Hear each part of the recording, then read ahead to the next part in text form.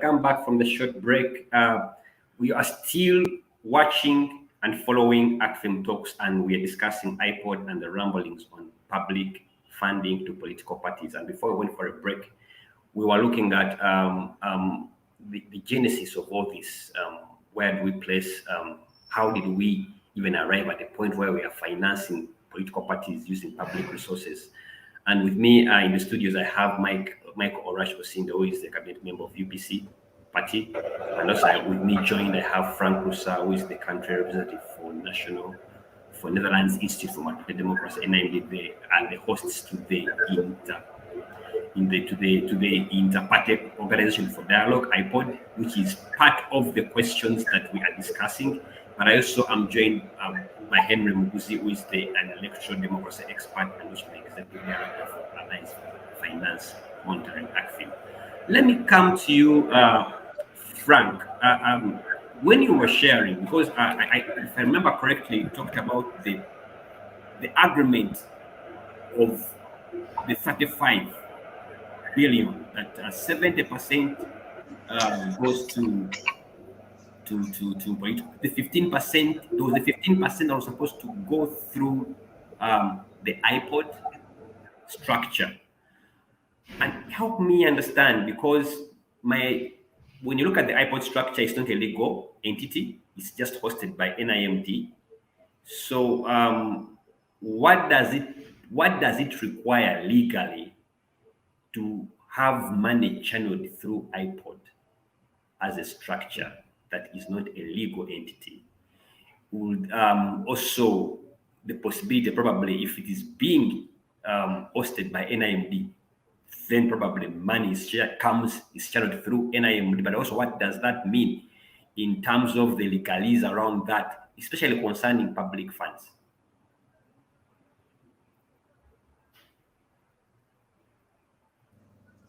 Let me say that, just to clarify, Article 72 of the Constitution really talks about the right to form parties and political organizations. But the establishment of the NCF and all laws related to political parties and their funding is really spelled out in the Political Parties and Organizations Act. So NCF is actually a creature of statute, and namely the law is the Political Parties and Organizations Act that seeks to implement the aspirations of Article 72 of the Constitution.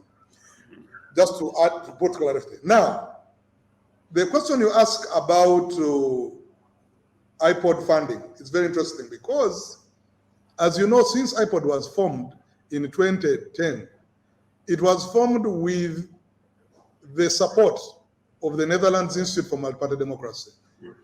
So political party leaders reached out to the Netherlands Institute for Multi-Party Democracy in The Hague and said, you do this kind of work in different countries, helping political parties work together. Can you come and help us set up a dialogue platform in Uganda, since we are now moving from movement system to multi-party? So when we helped them set up this inter-party organizations for dialogue, which is an agreement among political parties with the representation in parliament, they say that we need a facilitator.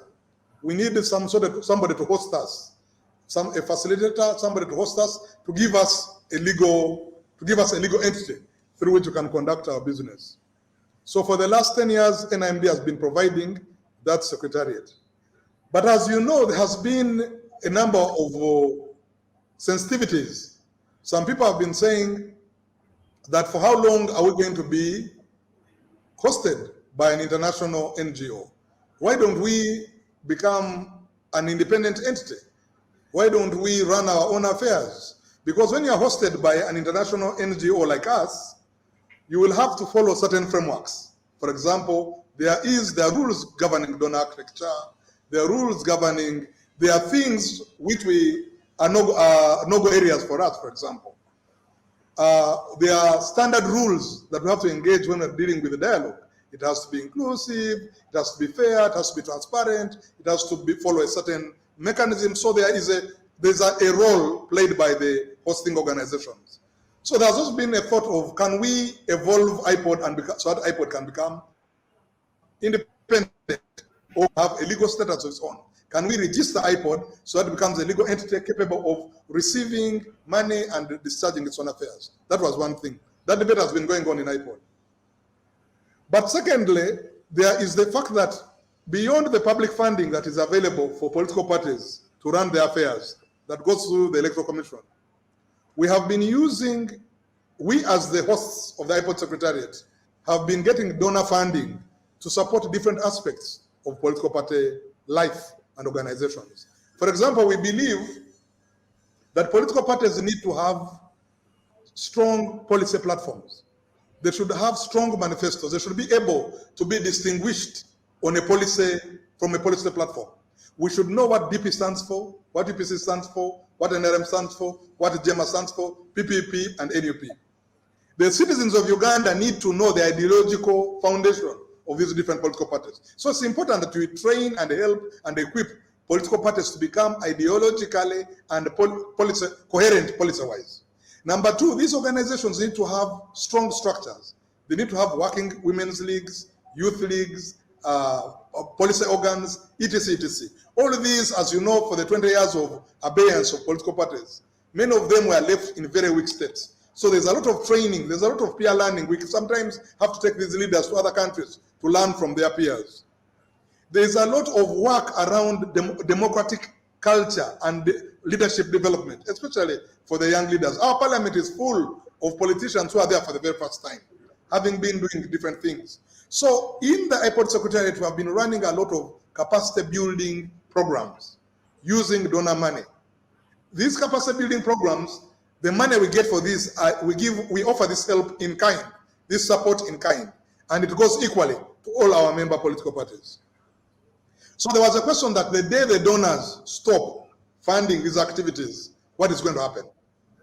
It is against that background that in the IPOD Summit of 2019, and also the earlier one, where there was a question of should we begin looking for alternative funding to continue this important work beyond the dialogues that helps our political parties become stronger, that is done through the IPOD Secretariat. That is the thinking behind the 15% they want to allocate to IPOD Secretariat. Political party capacity development initiatives, things that bring us together. If the donors stop funding dialogue, how will the dialogue survive? If the donors stop funding political party capacity support, how shall it continue? How do we sustain the work that have already been done? So that is the idea. So on the question of the legalities, there were two thoughts. One of the thoughts were, we put it in the law, and I think it's going to be considered in the amendments. The other was saying, no, we register IPOD as a legal entity, maybe as a trust, maybe as a company limited by guarantee, maybe give it some legal entity so it can have run its own affairs, have its own board, have its own, and then run its business. All these are part of the discussions that are going on as we negotiate a new memorandum of understanding for the next IPOD framework, which I think will be launched or will be signed off sometime next month. But the whole idea is to free IPOD from 100% donor dependence in terms of the activities of political party capacity support, of supporting delegates conference, of all those other things I've described. So that is the reason why they said we should put 15% for those joint activities that are conducted by the IPOD Secretariat. That was the spirit. Now the mechanics of it is yet to be fine-tuned. It could take the position of a statutory body, but that would be a repetition of already what has been done under NCF, which may not be necessary.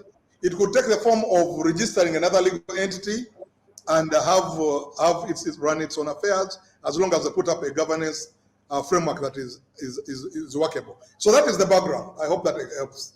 Yeah. You really have clarified how we arrive at that. Let me bring in here Ndugu Michael Sinde on the issue of NCF now.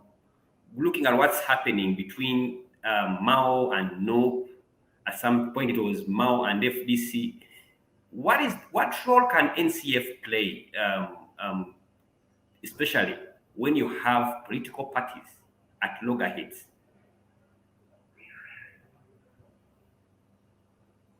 Just before I go on that aspect of what role NCF can play, give me a minute to reflect on what Henry mentioned earlier. Henry talked about aspect of accountability. And I wanted to put it. Do you get me, Ndugu Felix? Yes. Proceed.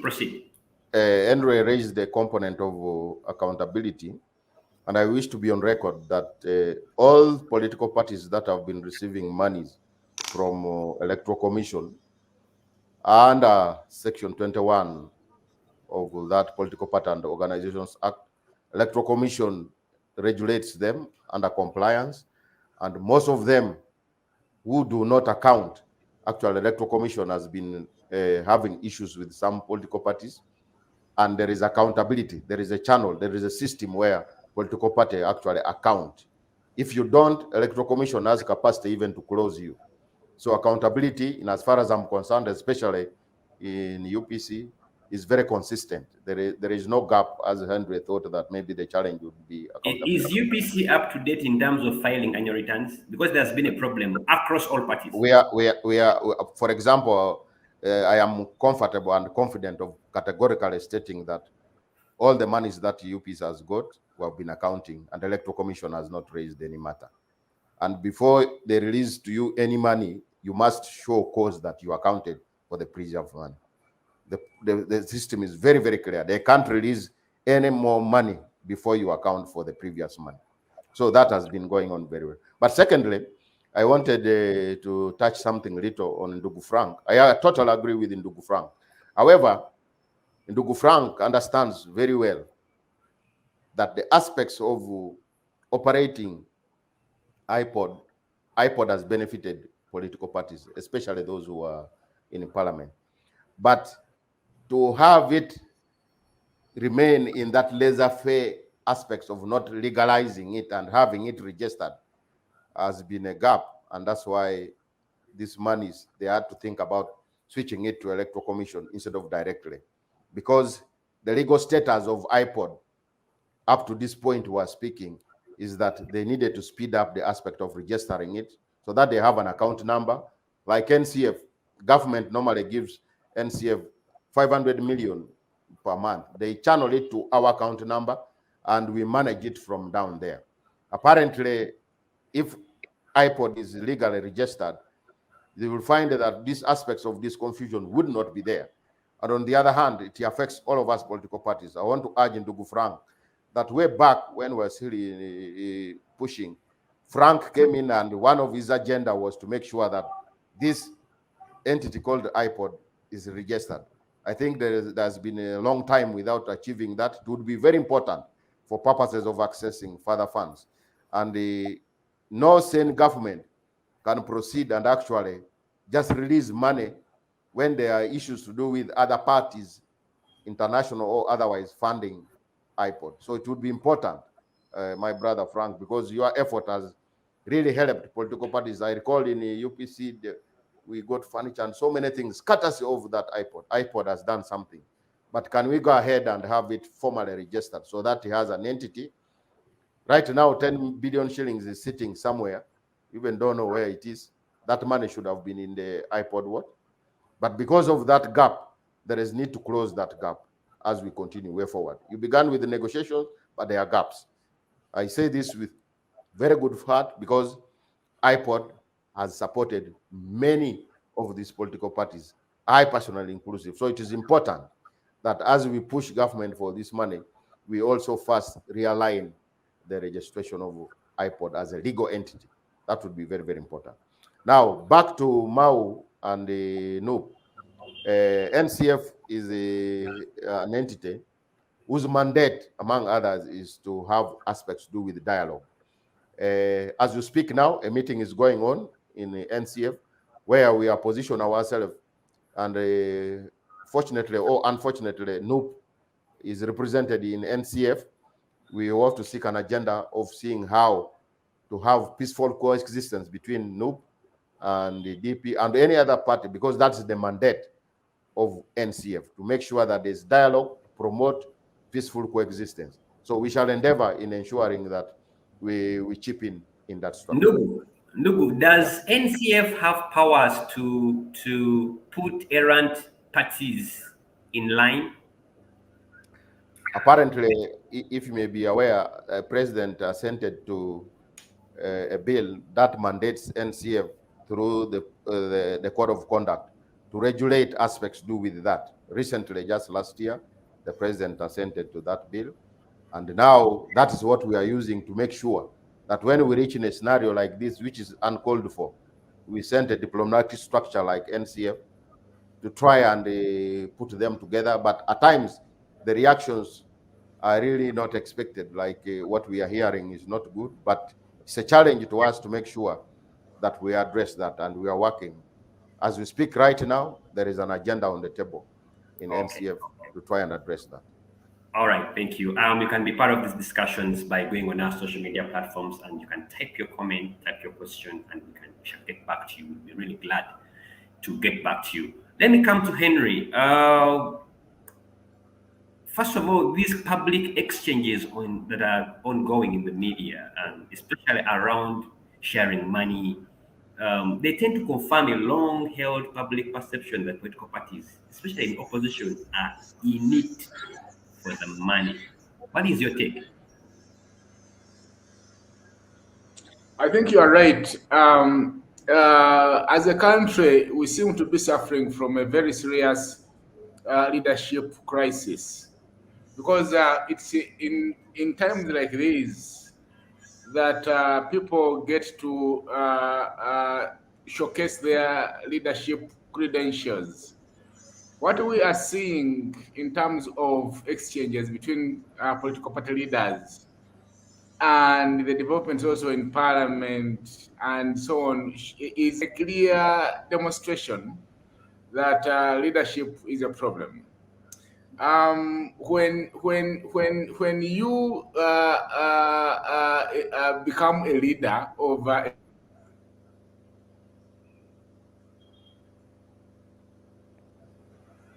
when you are a leader for the party that aspires for political leadership, you are expected to demonstrate by word and deed that you can transcend trivialities and trifles. But for you to be consumed in such small squabbles is really regrettable. But I think the learning from here is that we have very weak political parties, and some of these political parties have, in a way, one way or the other, failed to connect with the aspirations of the citizens, the people they want to lead. And which is why you wonder why a political party can have existence and fail to convince members to support it financially or otherwise. If we can contribute money to colleagues that are conducting weddings and funerals and so on, there's no reason why we shouldn't be making contributions to our parties if they resonate with our ideas and aspirations, which they are not demonstrating for now. For a political party to be in a place and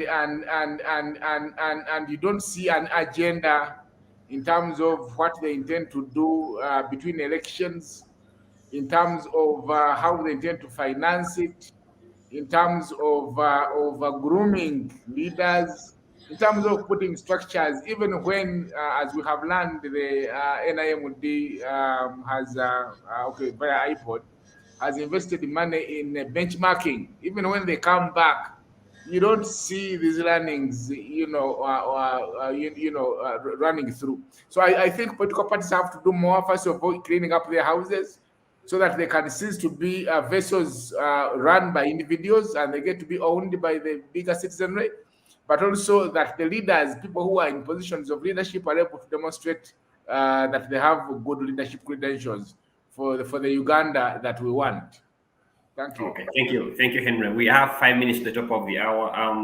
So we are coming to the tail end of this discussion, and as you conclude, Frank, you talked about political parties under the IPOD summit, where they agreed that on how the money should be shared, and you see on 2 occasions the formula applied to share that money brings issues.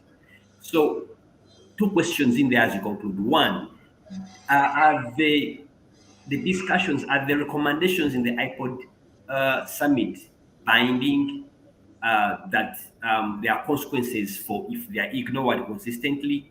Then also too, as you answered that question, is what would be your best recommended approach of the way we should finance political parties when it comes to actually the mechanism of sharing these resources? What should you recommend should be done? Thank you very much. This has been a very good discussion, and I've really enjoyed it, and I really thank you for giving me the opportunity. I think that on the issue of binding resolutions, as you know, IPOD is formed by Memorandum of Understanding. A Memorandum of Understanding in legal terms is really a gentleman's agreement. It is built around goodwill. And I can tell you that sometimes in politics, goodwill can even be more important, can even have bigger power than the force of legislation. Because goodwill is closer to legitimacy. You see, if you want to run the affairs of your country well, and you are really saying you're putting your country first, it is important that you demonstrate leadership by exercising goodwill and utmost good faith. So the things that are discussed in IPOD, to be honest with you, are resolutions made out of goodwill, and we use persuasion and engagement to get results. And it is in that light that I would like really to say to the leaders of NUP that I think that there is a big opportunity they may be missing by refusing to be part of these engagements. I know that the reasons why they are keeping away are legitimate. They are upset for legitimate reasons, but I believe that the reasons which they are keeping them away should actually be the reasons to put on the table as we proceed to build a better country for all of us. And I think leadership demands that they should rise to the occasion and face their opponents in the face and put these things for the record of history on the table so they can be discussed. Now, in terms of equitable formulas for political party funding, I had Comrade Osinde, and I've had many people even in the NCF raise the question and say, why do you give money to only political parties in parliament? Because the law says only political parties in parliament. But is this fair? If you look at section 14, it talks about political parties with representation in parliament. I think there could be more equitable formulas if we learn from other countries. There are other methods in which we can see how to give, spread the limited resources available for political parties in a manner that is equitable, but also that is designed to generate results. We also don't want to create a business out of forming of political parties. Because if you just say there's this money available as long as you are registered, tomorrow you may get 1,000 political parties. We know that in Ethiopia, for example, it has about 200 political parties, or even more. We don't want to enter into that kind of political party traffic jam. But at the same time, we want to be a little bit fair. So we could, this is a debate, this is a question that could call for more thinking. Would like to hear from NCF, maybe in the future, if they came up with an idea on how public funding to political parties should be improved, we could look at that. But I definitely believe, and I want to emphasize the point that my colleague Henry has raised, that for political parties in Uganda to seem to purely base either on donor funding or on public funding in itself is not a good indictment. Because a good political party should be primarily supported by its members. Because it is pushing for an agenda for society transformation that should benefit its members. There should be a buy-in, because that is the only way political party leaders will become accountable to their own members, if the members have a stake in the party that they support. So while we talk about public funding to political parties and political party development in this country, I think we need to think outside the box and begin by thinking, are we evolving solid political organizations that really are legitimately the drivers of aggregators of their supporters' interests? And the best way to do that is even to get the supporters involved in the running and funding of their own political parties. But this is a question we cannot solve in a day, but I like the fact that we are all thinking actively about it, and this discussion is a good place to have this conversation. Thank you so much. Thank you so much. Ndugu Michael, your parting shots as we come to a close. And we continue calling upon Ndugu Frank that we still need dialogue over so many things, including political financing. We need to work together as we have been with the IPOD so that we continue pushing for the national dialogue for this country, because we have issues to do with the economy, issues to do with the social welfare, issues to do with how land and other things are managed here. We need to continue pushing for the national dialogue. Thank you very much for this engagement. Thank you so much. Thank you so much for being part of it. Henry, your parting shots. Thank you very much. I thought I had already given my parting shot, but let me take this opportunity. It is important that political parties get to find ways and means of connecting with the people they are pretending to serve.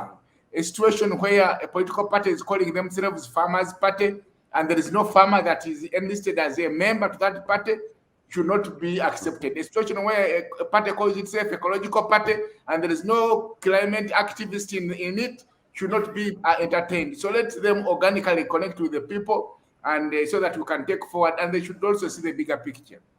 Thank you very much.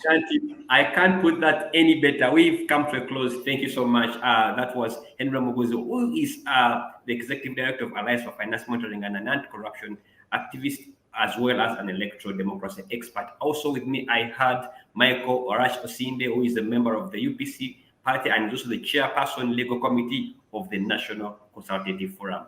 Also with me, I had Frank Russa, who is the country representative of and the executive director of Netherlands Institute for Multi-Party Democracy, the host to the Inter-Party Organization for Dialogue, a platform that brings together political parties that are represented in parliament. It's been a great discussion. We can keep this conversation going on all our social media platforms, Facebook, Acfim, and also on our Twitter handle at AcfimUG. Till next time, your host, Felix Kafuma. Bye-bye. Stay blessed.